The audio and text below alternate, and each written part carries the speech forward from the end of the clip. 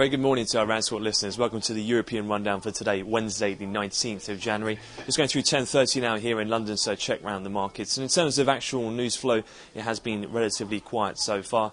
Taking a look in terms of the conclusion of those finance minister meetings in Brussels, we didn't see any extension or much commentary in terms of expanding the programme. It's maybe a little bit of dampening in sentiment there as they have not come to any real firm conclusions. However, that will be reviewed again at the end of March.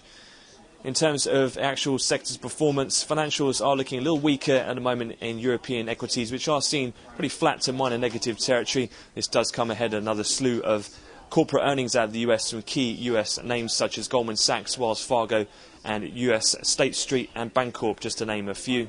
We keep an eye on them. They're all due to report pre-market today. Elsewhere, in terms of the currency markets, the dollar index has predominantly traded weaker, down over 0.5% ahead of key US housing starts and building permits later today. As such, that has lifted the major pairs. Euro-dollar has tested around the 135 mark, up over 100 pips today earlier this morning. And cable's also seen a little bit firmer. We have had economic data where the latest claims change came out a little bit better than expected, which did aid the pound on its release.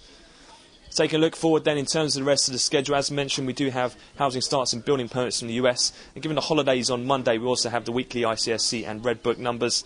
In terms of fixed income, we have seen a little bit of widening in some of the peripheral bond yield spreads. We do have a 12-month Portuguese T-bill due on the wires in the next few minutes. And then elsewhere, a bit of widening in the Greek spread over bunds as well to be noted. That did come after Germany's newspaper Die Zeit reported that debt restructuring of Greece could be back on the agenda. So that concludes the European opening morning wrap. We'll have another update to come at the cash equity close this afternoon. So for the time being, I wish you all a great trading day.